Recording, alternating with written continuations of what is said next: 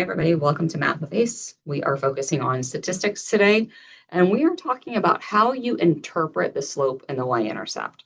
So in linear regression, what we do is we try and determine how a line fits a data set. Does it do a good job? And if so, can we make predictions based on that? But typically what we will see is we will have some sort of graph, and then there will be dots on your graph, a scatter plot. And they might be all over the place, maybe not.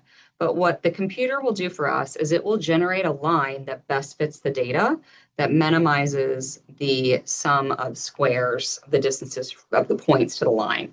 So the computer is actually going to determine the line for us, but then we want to be able to interpret what this line means.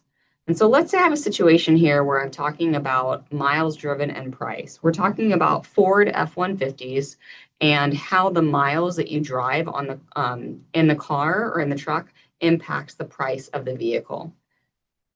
In this case, it's actually the more miles you drive, the cheaper your car is or the less expensive. So let's draw a picture for that.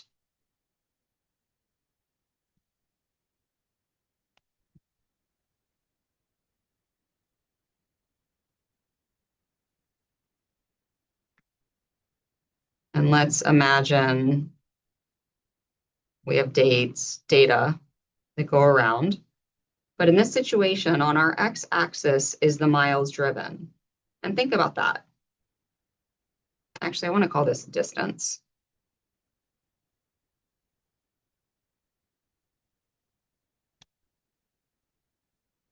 The reason that the distance is on the x-axis is because it's the independent variable and it is the thing that drives the cost. It's not cost tells you how much miles you drive, it's how many miles you drive tells you what the vehicle costs. Now, there are other factors that we would consider. So not everything, the price is not completely defined by the miles driven, but it is a big factor. And so then this is the cost of the vehicle, and then this is in dollars. Okay. So X is the independent variable, Y is the dependent variable. And when we are interpreting, we need to determine and we need to speak in terms of miles driven and cost. That's really important. So I have the equation here, and I would like you to look at the fact that I have two equations written, and I'm going to explain to you the difference. If you look at the numbers are the same. These are actually the same equation. The only difference is that instead of X and Y, I used context in my equation. And I also have this fancy hat. What does the hat mean? Well, for us, we've used a hat with p hat to talk about a sample proportion. The hat means that we are talking about a predicted response.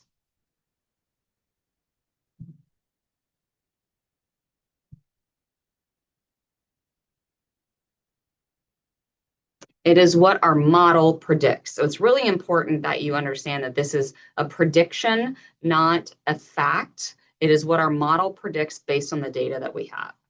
So price hat means it's the predicted price.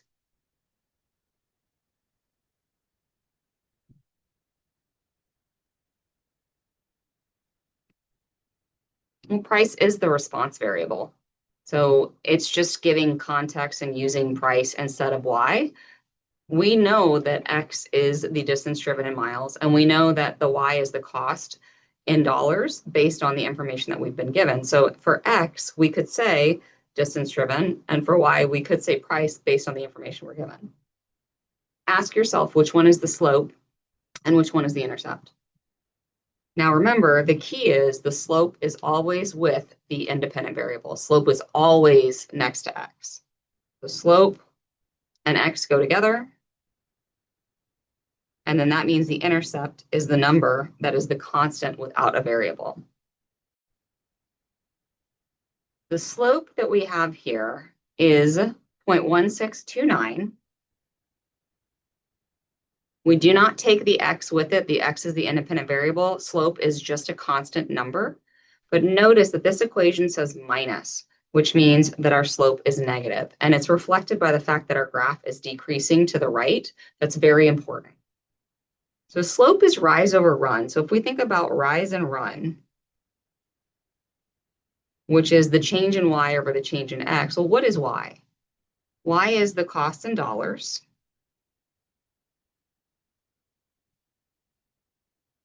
What is the run? We're using decimals here, and so we're going to be using a value of 1. All numbers can be written over 1 as our denominator here, and that is the distance driven in miles.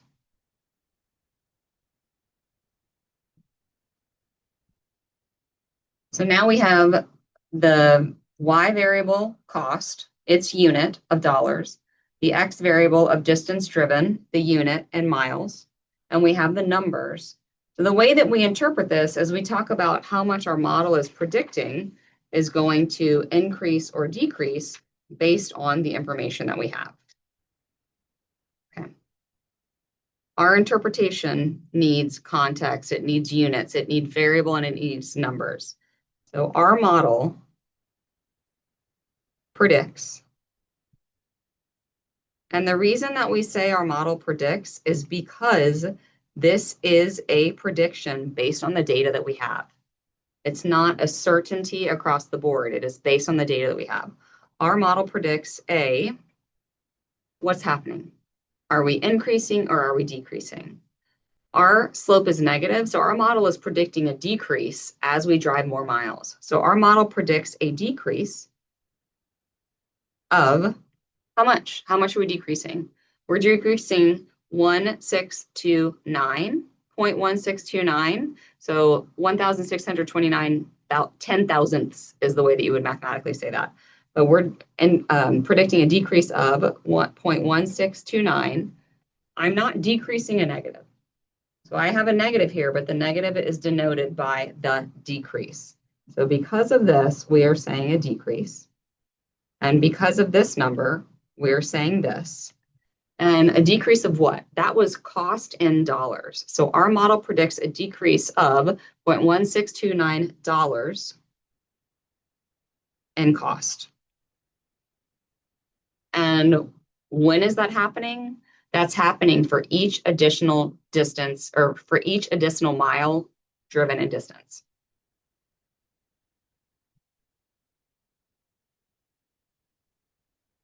For every one additional mile driven in distance.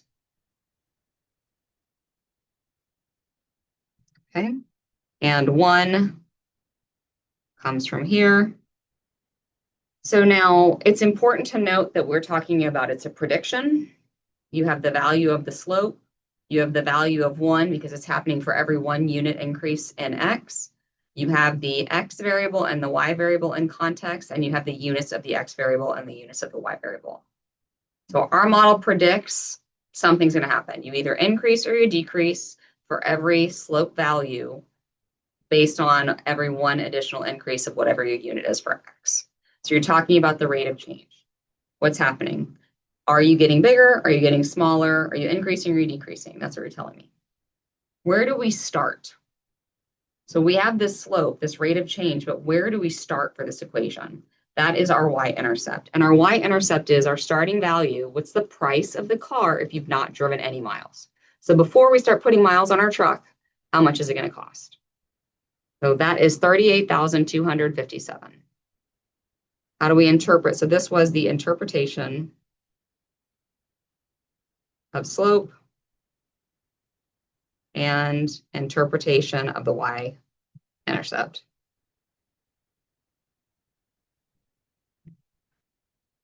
Our model predicts a starting cost in dollars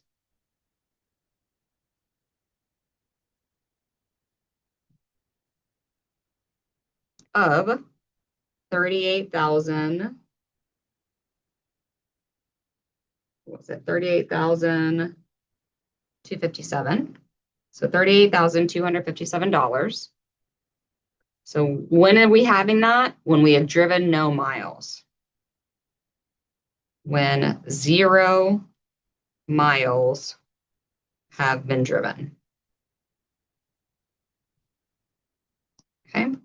We have the prediction. We have the fact that you're talking about dollars for cost. We have miles being driven. We have the actual y-intercept value and 0. So it's our starting point that we have when we have 0 of the x unit. Okay. So we have the interpretation of the slope and the interpretation of the y-intercept. Notice that there are certain things you need to include every time. It's really important that you include x, y, units of both, the value of the slope or the intercept, the fact that it's a prediction, and whether you're dealing with 0 or 1.